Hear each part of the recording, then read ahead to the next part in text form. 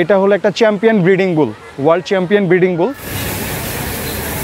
Price ছিল হলো 1 কোটি টাকার মতন। তো ভুট্টা গাছ ওটা আমরা কেটে ছোট ছোট করে চপিং করে ওটা দিয়ে থাকি। আর এছাড়া আমরা ওকে মাঝে মধ্যে গাজর দিয়ে থাকি। ও এবছর আমাদের ফার্মের একটা বড় ব্রাহ্মণ গরু, হ্যাঁ, 100% ব্রাহ্মণ। ও হলো V8।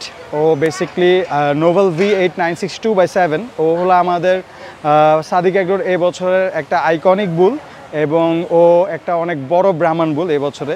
আর এটা হলো একটা চ্যাম্পিয়ন ব্রিডিং বুল, ওয়ার্ল্ড চ্যাম্পিয়ন ব্রিডিং বুল। ওর ওজন প্রায় আপনার 1300 কেজির মতন আছে।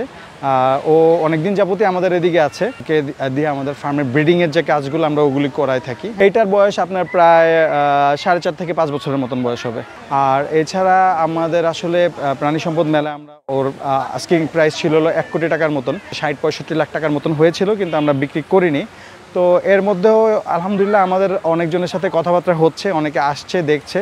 তো হয়তো বা ইনশাল্লাহ আমরা যে কোনো দিন যে কোনো একটা সুসংবাদ হয়তো বা দিয়ে দিতে পারি সবাইকে। আমরা মেলায় যে টাকা মানে যে দামটা নির্ধারণ করেছিলাম, আমাদের চাওয়া দাম 1 কোটি টাকাই। এখন হয়তো বা একটু এদিক ওদিক হতে পারে, হ্যাঁ। তো আমাদের মোটামুটি অনেকটা ক্লোজ কলেই আছে।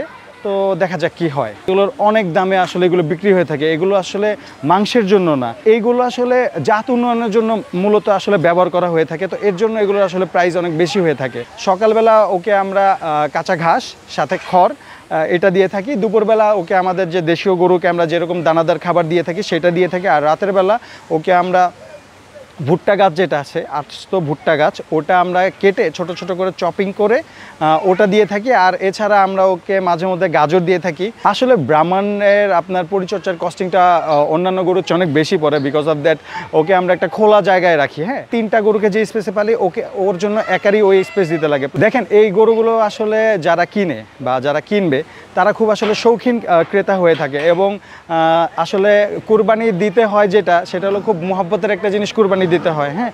তো এই গরুগুলো আসলে যারা কিনে থাকে, এত দামি গরু যারা দাম দিয়ে কিনবে, তারা অবশ্যই কুরবানির জন্যই কিনে থাকবে এবং খুব মহব্বতের সহিতই আসলে এই গরুগুলো কুরবানি দিয়ে থাকবেন।